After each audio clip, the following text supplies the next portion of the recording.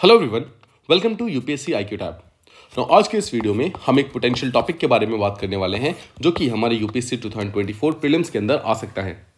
Now आज का जो हमारा टॉपिक है वो विशाखापट्टनम, जो एक सिटी है हमारी कंट्री के आंध्र प्रदेश स्टेट के अंदर, उससे डील करती है।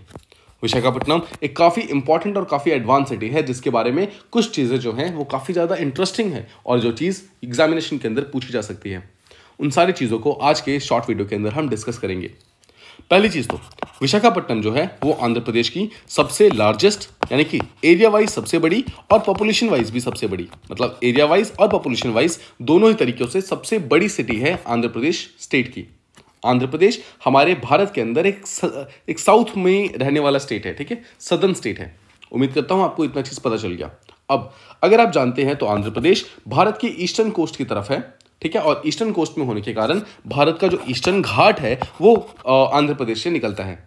तो देखिए, भारत का जो ईस्टर्न घाट्स है, यानी कि जो भारत का एक बायोडाइवर्सिटी हॉटस्पॉट है, और जो बे ऑफ बंगाल है, उन दोनों के बीच में यहाँ पर विशाखापट्टनम नाम की सिटी पाई जाती है। ठीक है, तो ध्यान रखिएगा, if this is India and this is eastern coast, so यहाँ पर ईस्टर्न कोस्ट और जो यहाँ पर ये देखिए this is Bay of Bengal, तो यहाँ पर बीच में यहाँ पर विशाखापट्टनम की सिटी पाई जाती है। ठीक है, अब ये जो हमारी विशाखापट्टनम है, ये भारत के जितने भी ईस्ट कोस्ट पे सिटीज़ है, मतलब ईस्टर्न कोस्ट जो है हमारा, ये देखिए ये वाला जो सिटीज़ है, जितने भी सिटीज़ यहाँ पे प्रेजेंट है उन सब में सेकंड सबसे लार्जेस्ट सिटी है। सबसे लार्जेस्ट सिटी कौन सी है? तमिलनाडु की चेन्नई। और सेकंड लार्जेस्ट जो सिटी है वो है विशाखापट्टनम, जो कि आंध्र प्रदेश के अंदर प्रेजेंट है। इसके अलावा ये एक एंशिएंट पोर्ट सिटी भी हुआ करती है, ठीक है, मतलब कि हमारे एंशिएंट टाइम्स में ये एक पोर्ट सिटी थी और ये ट्रेड रिलेशन करती थी, सी ट्रेड रिलेशन करती थी मिडिल ईस्टर्न कंट्रीज के साथ और रोम के साथ। रोम कहाँ प्रेजेंट है? रोम इटली के अंदर प्रेजेंट है। इटली कहाँ पर है? इटली यूरोप के साथ प्रेजेंट है, मतलब कि डायरेक्ट हमारे यूरोप के साथ जो कनेक्शंस थे वो विशाखापट्टनम के थ्रू भी थे। ठीक है, इसके अलावा विशाखापट्टनम को सिटी ऑफ डेस्टिनी भी बोला जाता है और jewel of east coast, jewel का मतलब होता है मोती, सो ईस्ट कोस्ट का मोती ऐसा भी बोला जाता है। ठीक है, इसके अलावा अगर आप मिलिट्री पर्पसेस से इसका इंपॉर्टेंस समझे तो भारतीय नेवी के ईस्टर्न नेवल कमांड का हेडक्वार्टर जो है वो विशाखापट्टनम के अंदर प्रेजेंट है। ठीक है, देखिए इंडियन नेवी की टोटल 4 कमांड्स हैं, उनमें से जो ईस्टर्न कमांड है उसका हेडक्वार्टर यहाँ पे प्रेजेंट है। अब देखिए 1933 में विशाखापट्टनम के अंदर भारत ने एक पोर्ट बनाया था, ठीक है, पोर्ट बनाया था। ऑल्दो एंशिएंट टाइम में यहाँ पर पोर्ट हुआ करता था, बट रिसेंट यानी कि मॉडर्न टाइम्स में हमने एक पोर्ट बनाया था 1933 में, जिसको इनॉग्रेट किया गया था उस समय के जो वायसराय और गवर्नर जनरल थे भारत के, जिनका नाम था लॉर्ड वेलिंगटन। उन्होंने इस पर्टिकुलर पोर्ट को इनॉग्रेट किया था, उन्होंने इस पर्टिकुलर पोर्ट को स्टार्ट किया था। That is why Visakhapatnam port जो है आज भी भारत के कार्गो पॉइंट ऑफ व्यू से काफ़ी ज़्यादा इंपॉर्टेंट है। अब देखिए, अब समझते हैं रिसेंट न्यूज़ क्या है। Andhra Pradesh as a state ने ये डिसाइड किया कि हम अपना कैपिटल जो है वो शिफ्ट करेंगे विशाखापट्टनम के लिए। ठीक है, सो आंध्र प्रदेश का कैपिटल आप विशाखापट्टनम की तरफ शिफ्ट होने की बात हो जा रही है। ठीक है, यहाँ पर समझते हैं कि एग्जैक्टली क्या है। 2020 में 2020 में आंध्र प्रदेश ने एक बिल को इंट्रोड्यूस किया था जिसका नाम था 3 कैपिटल्स एक्ट। 3 कैपिटल एक्ट का सीधा सा मतलब ये था कि आंध्र प्रदेश ये चाहता था कि उसका स्टेट जो कि एरिया वाइज बहुत बड़ा है, उसको गवर्न करने के लिए 3 डिफरेंट जगहों पर उसकी कैपिटल्स होने चाहिए। नॉर्मली एक स्टेट का एक कैपिटल होता है, बट हमारे संविधान में ऐसा कोई भी रूल नहीं लिखा हुआ है कि एक स्टेट का सिर्फ एक ही कैपिटल हो सकता है। ठीक है, सो यहाँ पर क्या है, आंध्र प्रदेश ने इस पर्टिकुलर लूप होल को इस्तेमाल करके ये ट्राई किया कि हम 3 कैपिटल्स बनाएंगे। नाउ देखते हैं। सबसे पहले उन्होंने बोला कि हम अपने पूरे के पूरे स्टेट को 3 पार्ट्स में डिवाइड करेंगे। पहला पार्ट होगा लेजिस्लेटिव कैपिटल, दूसरा होगा एग्जीक्यूटिव और थर्ड जुडिशियल। उन्होंने डिसाइड किया कि जो लेजिस्लेटिव कैपिटल होगा, मतलब जहां पे लॉ मेकिंग बॉडीज हुआ करेंगी, वो सब अमरावती के अंदर होगा। ध्यान रखिएगा, अमरावती एक न्यू सिटी है, मतलब नई बनाई गई सिटी है। ठीक है, सो लेजिस्लेटिव कैपिटल डिसाइड किया गया अमरावती में होगा।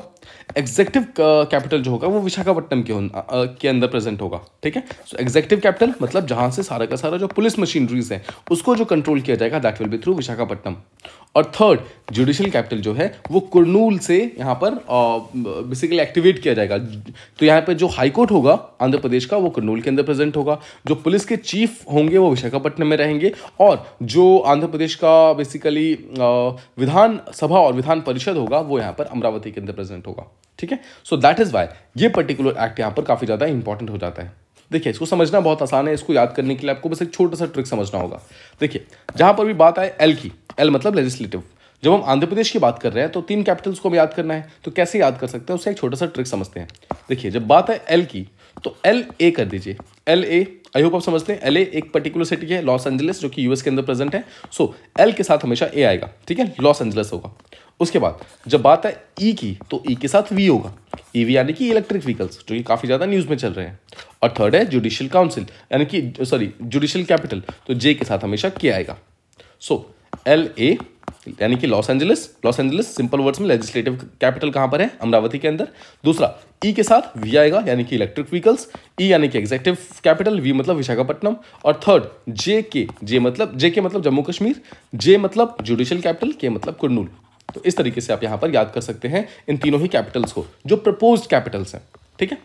ऑलराइट, अब देखिए जो आंध्र प्रदेश का हाई कोर्ट है उसने इस पर्टिकुलर एक्ट को फिलहाल के लिए होल्ड पे डाल दिया है, मतलब उन्होंने रिपील कर दिया है। उन्होंने ये बोला है कि किसी एक पर्टिकुलर स्टेट का जो लेजिस्लेचर है, ठीक है, देखो समझो इस चीज़ को, किसी एक पर्टिकुलर स्टेट का जो लेजिस्लेचर है, मतलब उसका जो विधानसभा है, उसके पास इतनी पावर नहीं है कि वो खुद को ही किसी दूसरे सिटी के अंदर चेंज कर दे, और लेजिस्लेटिव के अलावा जो बाकी दोनों ऑर्गन्स हैं उसकी जगह भी चेंज कर दे।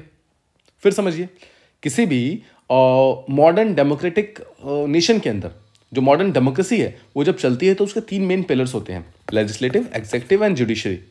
नाउ क्या लेजिस्लेटिव के, अब देखिए एक चीज़ और कि लेजिस्लेटिव और एग्जीक्यूटिव हमारे यहाँ पर दोनों साथ में मिलकर काम करते हैं, और लेजिस्लेटिव और एग्जीक्यूटिव जो है वो अपनी दूरी बनाते हैं जुडिशरी के साथ में। मतलब हमारा एक बेसिकली सेपरेशन है, लेजिस्लेटिव एग्जीक्यूटिव का साथ में है, मतलब कोऑर्डिनेशन है, और लेजिस्लेटिव और एग्जीक्यूटिव साथ में मिलकर के जुडिशरी से दूर रहते हैं, ठीक है, ताकि तीनों ही अपने सही तरीके से काम कर सके।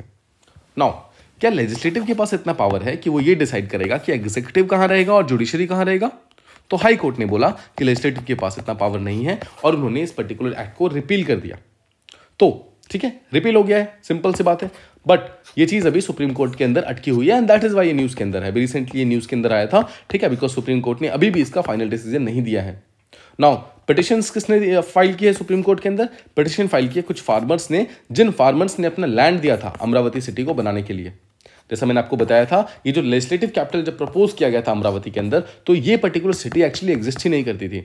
इस पर्टिकुलर सिटी को एक नया सिटी की तरह बनाया गया है, और जब ये नई सिटी बन गई है तो उस पर्टिकुलर सिटी को बनाने के लिए कुछ फार्मर्स ने अपना लैंड यहाँ पर दिया था। तो इन्हीं फार्मर्स ने यहाँ पर इस पर्टिकुलर पिटिशन को सुप्रीम कोर्ट में लेकर आए हैं कि अगर अमरावती एज अ सिटी चाहिए ही नहीं था, अगर अमरावती की इंपॉर्टेंस नहीं थी, तो आफ्टर ऑल आपने हमारा लैंड क्यों लिया, और इस तरीके से ये पर्टिकुलर चीज़ न्यूज़ में आ जाती है।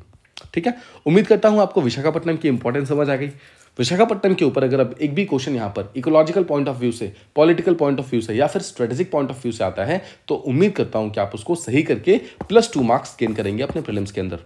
ठीक है, this is going to be a very very important topic. इसको आपका काम यहाँ पर ये है कि आपको बार बार इसको रिवाइज करते रहना है। जितनी ज़्यादा बार आप रिवाइज करेंगे उतने ही अच्छे तरीके से आपके कंसेप्ट क्लियर होंगे। आई होप कि आपको इस पर्टिकुलर वीडियो से कुछ नया सीखने को मिला होगा। अगर आपको कुछ नया सीखने को मिला तो please do like, please share this video, and please subscribe to the channel. Thank you so much for listening.